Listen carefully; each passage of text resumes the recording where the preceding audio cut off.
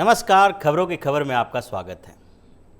लोकतंत्र में राजनीति दो तरीके से की जाती है। दोनों के केंद्र में जनता होती है, लेकिन ये राजनीति का दोनों तरीका परिणाम में बिल्कुल अलग अलग होता है।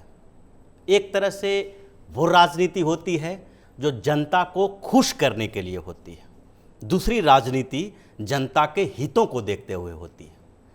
पहली तरह की राजनीति करना थोड़ा आसान है और इस देश में लगातार ऐसी ही राजनीति होती रही है। पिछले 60-70 सालों से ऐसी राजनीति केंद्र में भी और राज्यों में भी होती रही है। हर सरकार चाहती है ऐसे फैसला लेना जिससे जनता खुश हो जाए, जनता को लगे कि सरकार सिर्फ हमारे लिए ही कर रही है। लेकिन सरकार का मकसद, उस राजनीतिक पार्टी का मकसद जनता को खुश करके सत्ता के कुर्सी को बचाए रखना है, सत्ता पर बने रहना होता है। क्योंकि हर कानून, हर व्यवस्था जिसे जनता के लिए बनाया जाएगा उससे सारी जनता खुश नहीं हो सकती है। पॉपुलिस्ट पॉलिटिक्स सालों से इस देश में चल रही थी। इस बीच कुछ बदलाव आया, कुछ कठोर फैसले लिए जाने लगे और वो फैसले जो हैं जनता के हित में हैं।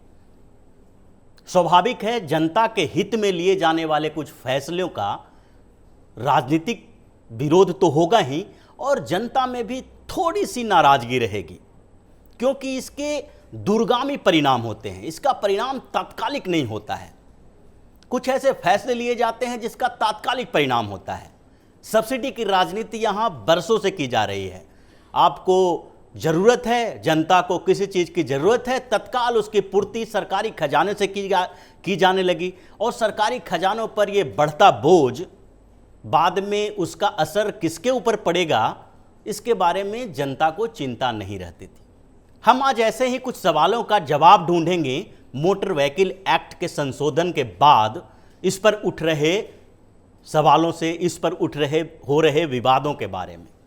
कुछ ऐसे ही सवाल हैं इस जहन में जो इस संशोधन के बाद जो राज्य सरकार से लेकर राजनीतिक पार्टी तक परेशान नजर आ रही है। इस फैसले के कुछ विरोध में तो कुछ इसको कमज़ोर करने की कोशिश की जा रही है। इससे उठने वाले सवालों का जवाब ढूंढना चाहिए। हमें एक साथ मिलकर इसके बारे में चर्चा करनी चाहिए। सरकार अगर कोई भी कानून बनाती है तो उसकी समीक्षा होनी चाहिए, उसके सभी पक्षों पे चर्चा होनी चाहिए, सारे पहलुओं के बारे में जानकारी होनी चाहिए। ये विपक्ष का भी और जनता के प्रतिनिधित्व करने वाले कुछ बुद्धिजीवी वर्ग का भी काम है, मीडिया का भी काम है। मीडिया को भी किसी कानून की समीक्षा करनी चाहिए, विपक्ष को भी और दूसरे राजनीतिक पार्टियों को भी, क्योंकि सब कहीं न कहीं जनता से जुड़े हुए हैं और सारे लोगों का दावा है कि वो जनता के लिए काम करती है। लेकिन समीक्षा और आलोचना में अंतर है।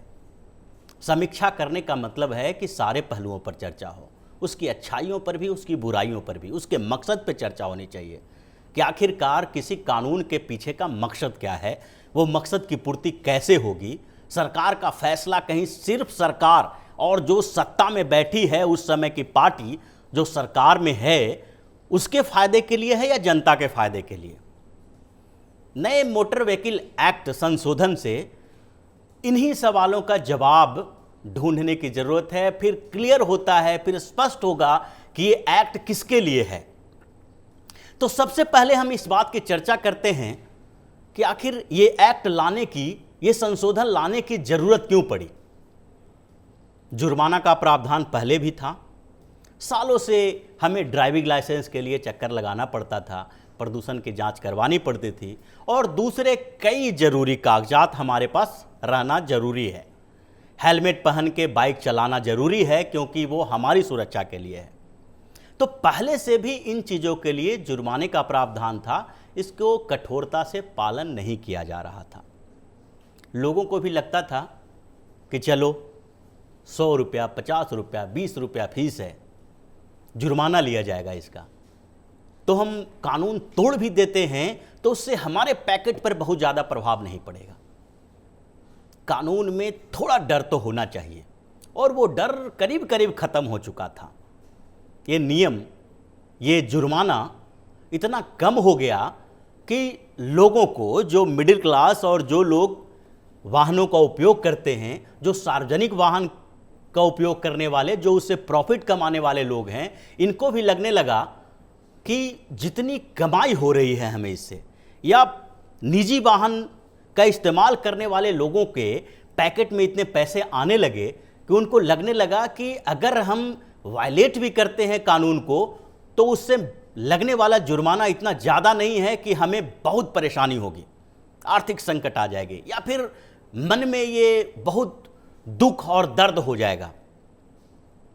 इसलिए इस प्रावधान का उल्लंघन होता रहा, इस कानून का उल्लंघन होता रहा और इतना बढ़ गया कि हम लोग ट्रैफिक में फंसने के बाद, इस तरह के कानून का वायलेशन करने के बाद जो परेशानियां उठानी पड़ती है उससे चिढ़ते तो हैं, लेकिन खुद भी वही काम करने लगे। सरकार ने सोचा कि इसके लिए जरूरी है कुछ कड़े प्रावधान की, क्योंकि सामान्य तरह के जुर्माना और सामान्य तरह के प्रावधानों का असर इतने दिनों से देख रहे हैं। दुर्घटनाएं बढ़ रही है, सड़कों पे ट्रैफिक जाम की समस्या बढ़ती जा रही है, रेड लाइट की परवाह करना लोग छोड़ दिए हैं।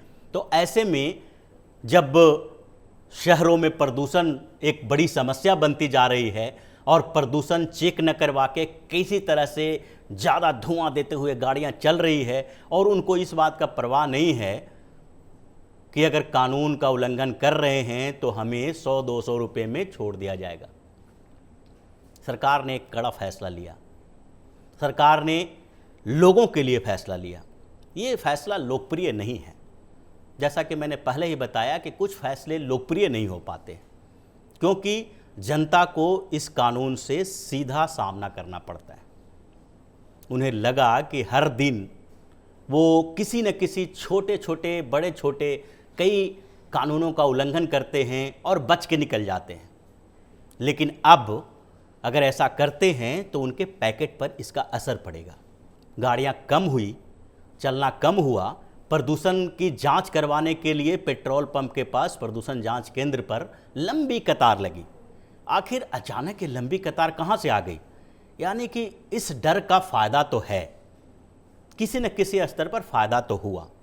लोग हेलमेट पहन के चलने लगे, बाइक पे 3 लोग जाने से डरते हैं, पुलिस वालों को देख के दूर से ही अपनी गाड़ी मोड़ लेते हैं। लोगों के मन में थोड़ा सा डर है, कानून का असर थोड़ा डर के बिना नहीं हो सकता। तो ये पूरी तरह से ये फैसला जो लिया गया, इसका मेन मकसद ट्रैफिक नियमों का पालन करने के लिए लोगों को बाध्य करना था। जैसा कि केंद्रीय मंत्री, सड़क परिवहन मंत्री नितिन गडकरी साहब ने बोला भी कि हमारा ये जुर्माना वाला सिद्धांत है, हमने जो संशोधन करके जुर्माना बढ़ाया है उसका काम हमारा राजस्व इकट्ठा करना नहीं है। ये जो 1.5 लाख लोग हर साल मर रहे हैं सड़क दुर्घटनाओं में, 2 से 3 लाख लोग दिव्यांग हो जाते हैं इन सड़क दुर्घटनाओं में, और वो लोग जो इस चीज़ का शिकार होते हैं, दुर्घटनाओं के शिकार होते हैं, उसमें से ज़्यादातर लोग युवा हैं, 18 से 35 साल के। इन लोगों के दिमाग में ये युवा उमंग है जो कानून तोड़ने में कभी कभी मज़ा भी आता है, और वो मज़ा जब तक सज़ा में नहीं बदलेगी तब तक ये स्थितियाँ बदलने वाली नहीं हैं। उन्होंने स्पष्ट रूप से इस बात को कहा कि अगर दूसरे तरीका कोई भी है, इतने सालों में जो दूसरा तरीका नहीं अपनाया जा चुका है, अगर दूसरा तरीका है तो उसी तरीके को अपनाया जाना चाहिए था। लेकिन इसका किसी भी स्तर पर यह मकसद राजस्व इकट्ठा करना नहीं है, जैसा कि हंगामा किया जा रहा है कि जुर्माना बढ़ा के सरकार अपना खजाना भरने की कोशिश कर रही है। तो जिस तरह से ये कानून का पालन करने के लिए लाया गया, ये जनहित का काम है, जनता के लिए इसे लाया गया है। दूसरा सबसे बड़ी बात कि इससे फ़ायदा किसको होने वाला है, इस कानून में संशोधन का फ़ायदा किसको होगा? इसका फ़ायदा किसी न किसी स्तर पर जनता को होनी है, और वो फ़ायदा सरकार के पक्ष में नहीं जाएगा। जिस तरह से विरोध प्रदर्शन हो रहे हैं और राजनीतिक पार्टी इसका फ़ायदा उठाने की कोशिश कर रही है, राज्य सरकार है जो इसका विरोध कर रही है, यहाँ नहीं, विपक्षी पार्टी की तो बात छोड़ दें, केंद्र में जिनकी सरकार है यानी भाजपा शासित राज्य भी इससे परेशान नजर आ रहे हैं। उनको भी अपने राज्य में ये जुर्माना वाला सिद्धांत सही नहीं लग रहा है। क्यों नहीं लग रहा है? कुछ राज्यों में तो चुनाव होने हैं, जैसे महाराष्ट्र सरकार इस जुर्माने को कम करने की कोशिश कर रही है। उन्होंने बताया कि ये कम किया जाएगा क्योंकि वहाँ चुनाव होने वाला है, और उनको ये लगता है कि हम पॉपुलिस्ट पॉलिटिक्स करके ही जनता का विश्वास जीत सकते हैं। उनके हितों की बात करके नहीं, उनको खुश करके। और ये खुश तात्कालिक खुशी होती है, क्षणिक खुशी होती है। हम सब इससे परेशान हैं। और उसी तरह से गुजरात सरकार, जहाँ से हमारे प्रधानमंत्री भी हैं, गृह मंत्री भी हैं, पूरा नेतृत्व है जो गुजरात केंद्रित दिखाई पड़ता है, लेकिन वहाँ की सरकार ने भी ये फैसला लिया। वहाँ की सरकार भी जुर्माना कम करने के ऊपर आतुर है। शायद उनके पास कोई और प्लानिंग होगी, लेकिन अगर ये प्लानिंग है तो इतने दिनों से लागू क्यों नहीं की गई? क्या वहाँ पर ट्रैफिक नियमों का वायलेशन नहीं होता है? क्या गुजरात में दुर्घटनाओं के शिकार लोगों की संख्या बहुत कम है? क्या वहाँ के शहरों में लोग रेड लाइट क्रॉस करने से पहले उस पुलिस वाले का डर मानते हैं? अगर ऐसी स्थिति है तो फिर जुर्माने की ज़रूरत नहीं है, जुर्माना बढ़ाने की ज़रूरत नहीं है। लेकिन ऐसी कोई रिपोर्ट नहीं है, और न गुजरात में ऐसी व्यवस्थाएं पहले से स्थापित हो चुकी है। तो ये सरकारें, जो भी राज्य सरकार इन नियमों को कमज़ोर करने की कोशिश कर रही है, जुर्माना को कम करने की कोशिश कर रही है, वो किसी न किसी तरह से वही दूसरे स्तर की पॉलिटिक्स कर रही है, यानी कि लोकप्रियता वाली पॉलिटिक्स। उनको लगता है कि जनता जिससे खुश है वही काम करो, चाहे उसके हित में हो या ना हो। किसी स्तर पर जनता को खुश रखना है। इसका फ़ायदा और इसका नुकसान की जहाँ तक बात हम कर रहे थे, जब इतना विरोध हुआ तो केंद्र सरकार को तो नुकसान होगा इसका। वो तो किसी स्तर पर ये नहीं समझ सकती कि जनता अगर इससे परेशान हो रही है तो इसका फ़ायदा हमें राजनीति में मिल जाएगा। तो कोई भी सरकार अगर जनता द्वारा चुनी गई सरकार है तो उसे नाखुश करके कोई काम क्यों करना चाहती है? उसके पीछे तो एक ही मकसद हो सकता है, जनता की भलाई करना। ये उसी तरह से है जब आप दर्द से तड़पते हुए डॉक्टर के पास जाते हैं और डॉक्टर को भला बुरा भी कहते हैं, लेकिन डॉक्टर फिर भी आपके कई विरोधों के बावजूद भी आपको इंजेक्शन देने से हिचकता नहीं है। वो अपना इलाज करता है। वो ये नहीं देखता है कि तत्काल उसके बारे में आप क्या सोच रहे हैं, कैसी प्रतिक्रियाएं आ रही है। ये उसी तरह का फैसला है। तो कुछ कड़े फैसलों का विरोध तो होगा, लेकिन सही मायनों में इसको समझने के बाद ये इसके परिणाम हैं जो भविष्य में ही दिखाई पड़ते हैं, तत्काल नहीं दिखाई पड़ते हैं। अगर घाव को छोड़ दिया जाए खुला तो वो कैंसर का रूप धारण कर लेता है। ये ट्रैफिक नियमों का पालन नहीं करना, जिस तरह से इसका लगातार वायलेशन हो रहा है, हम 1.5-2 लाख युवा हर साल खो रहे हैं, ज़्यादातर इसमें युवा हैं। और सड़कों पे चलने वाले सार्वजनिक वाहन, ओवरलोडेड ट्रक, गाड़ियाँ, बस, ये हम ऑटो पर चलते हैं तो उसमें इधर उधर बिठाए हुए लोग, ये सब अगर धीरे धीरे इसका पालन करना नहीं शुरू करेंगे तो हम हर दिन इनकी बुराई करेंगे, सोचेंगे, गालियां देंगे, लेकिन इस कठोर नियम का भी बुराई करने से नहीं हिचकते हैं।